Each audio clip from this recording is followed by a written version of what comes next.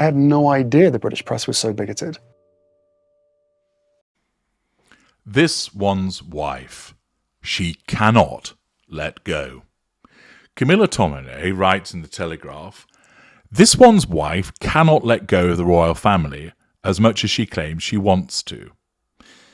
And indeed, that neatly sums up the position of this hypocritical narcissist. On the one hand, I don't like you, you were nasty to me, I'm the victim in all of this, leave me alone, I'm off to seek some privacy by plastering myself all over magazines and newspapers whilst living in California. Oh, but hang on a second. Without you, I'm nothing. So actually, I need to maintain some form of contact with you. I need to keep using my title. In fact, I'm going to start trading off my title's name more and more and more by reminding you of it repeatedly and creating a new website.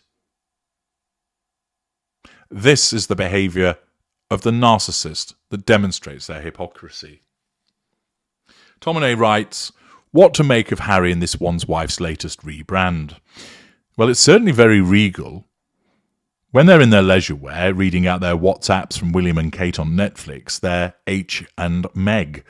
But when they're shaping the future through business and philanthropy, they're very much Prince Harry and this one's wife, the Duke and Duchess of Sussex. And don't you forget it. We're talking white capital letters in a majestic font on a navy blue background. Serious stuff, folks. Why Harry is Prince Harry, but this one's wife is just plain old this one's wife, rather than Duchess this one's wife, is not explained to us mere mortals. Perhaps the former actress would have preferred Princess this one's wife. Or maybe Duchess is just a bit too Downton Abbey Wallis Simpson for the down-to-earth American's liking. As we learn later, the wholesome mother of two went to an all-girls Catholic school, which she continues to support as an alumna. Oh, to be in one of this one's wife guest assemblies. Kidnapped by the monarchy. How I spent a summer at Sir Elton John's Nice mansion without access to my passport. Naturally, there is no reference to the dreaded Windsors, beyond the conspicuous use of a royal coat of arms, which is this one's wife's, not Harry's, obvs.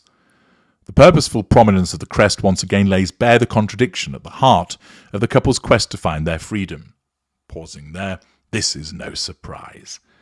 The narcissist is the eternal hypocrite, and this one's wife is no different. Harry, she continues, once accused William and Charles of being trapped in the monarchy, but as sovereign and heir to the throne, that's surely an occupational hazard. What's Harry and this one's wife's excuse? There is absolutely no reason for these non-working royals to carry on using their titles, not least with an entire website dedicated to telling the world that they are much, much more than mere royalty. Humanitarian, military veteran, mental health advocate and environmental campaigner Harry, we are told, has dedicated his adult life to advancing causes that he is passionate about and that advance permanent change for people and places. This one's wife, meanwhile, is a feminist and champion of human rights and gender equity, with a lifelong advocacy for women and girls. Wow. So while Harry only started his philanthropy in adulthood, this one's wife was doing it as a baby. Impressive. Pausing there, this highlights the magical thinking and grandiosity of this one's wife, that she describes herself as a lifelong advocate for women and girls. She isn't.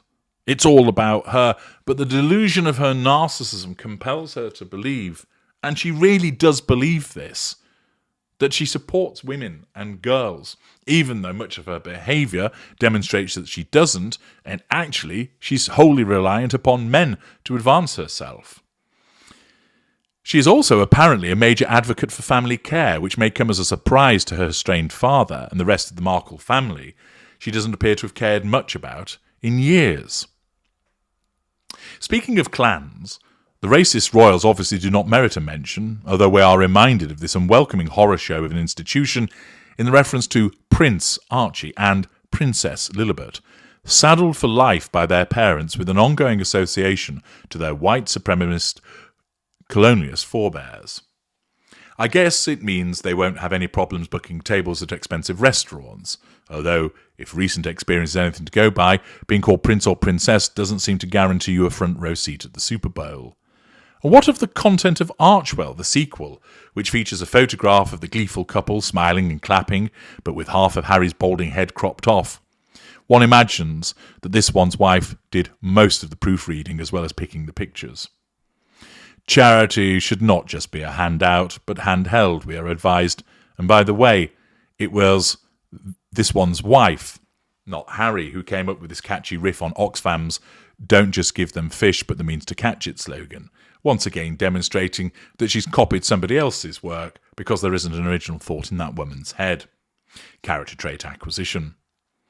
The blurb confirms their status, not just as paragons of charitable virtue, but best-selling authors, with Spare described as a memoir of Harry's life, told with compassion, vulnerability, and unflinching honesty, which was the publishing industry's fastest-selling non-fiction book, selling more than 1.4 million copies on its first day of publication.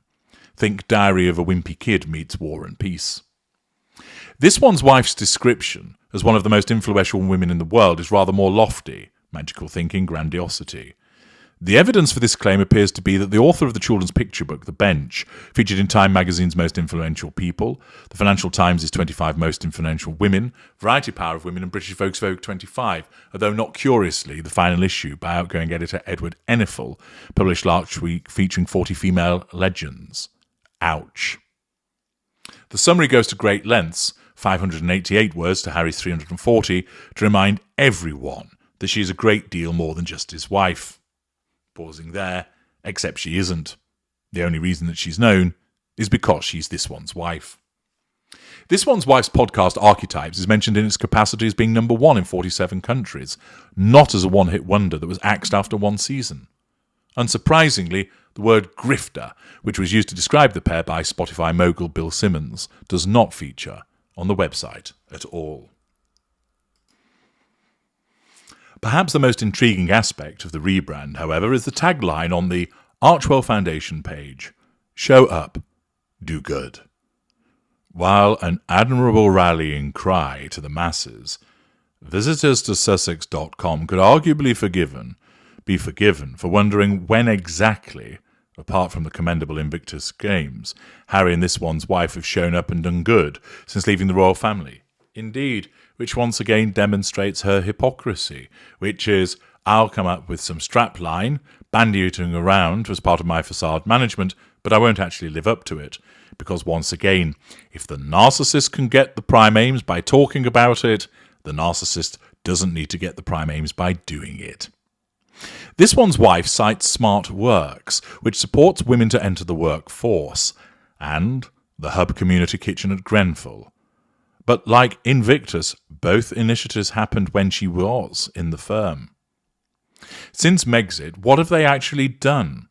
They've shown up and done opera, they've shown up and done Netflix, shown up and gone spare, shown up and sued The Sun, the Daily Mail and the Mirror. They've showed up at awards ceremonies, but only ones in which they are recipients, and shown up in near-catastrophic car chases that the police say never actually happened. They've shown up and self-promoted, shown up and complained about invasion of privacy, while invading their relatives' privacy. As a result of their behaviour, they've been shown up on South Park and Family Guy. But with their popularity having tanked both here and in the United States, none of it seems to have done them much good, let alone anyone else.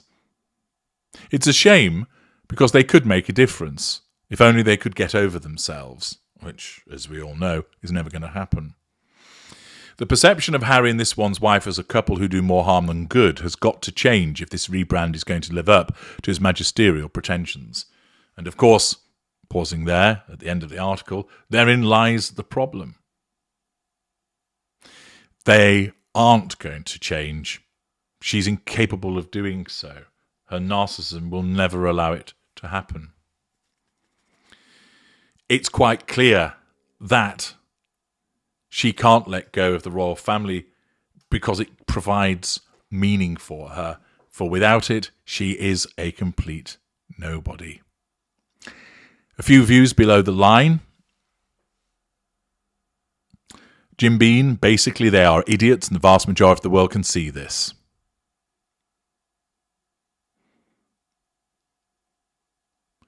Martin S., such a feminist and supporter of all women. Why not Jewish raped and sexually abused women, this one's wife? Guess we don't matter. Terry Smith, the royal connection is their currency in Tinseltown. They are nobodies without it. This one's wife knows it. Harry isn't so quick on the uptake. Alan Wells, a pair of leeches sucking all they can out of a family they hate. Kirsty Watt, oh for goodness sake, we don't care about those two morons. Please stop writing articles about them. Major Tifto, imagine waking every day to a barrage of personal criticism and derision. One has to marvel at their resilience. Abigail Longshot, is this one's wife still patron of the UK's Mayhew Dog Sanctuary? I'd remove her patronage PDQ if I were representing that organisation. Can't be doing them any favours. Gaynor Evans, whether her ego will allow her to recognise the fact or not, her public profile, such as it is down to her marriage and subsequent conduct. In this country, it amounts to its consequences for her husband's family and her offspring. As an individual, she fails to do anything to remedy her appalling conduct or her brainwashed, embittered husband. Her conduct has rendered herself a woman of no importance to anyone who values integrity. E. Hatfield responds, she'll put it down to racism and sexism. Hillary Clinton seemed convinced that she didn't win simply because she was female. They are deluded. The last word to Alison Chester, who understands this is what narcissists do. Harry is to be pitied.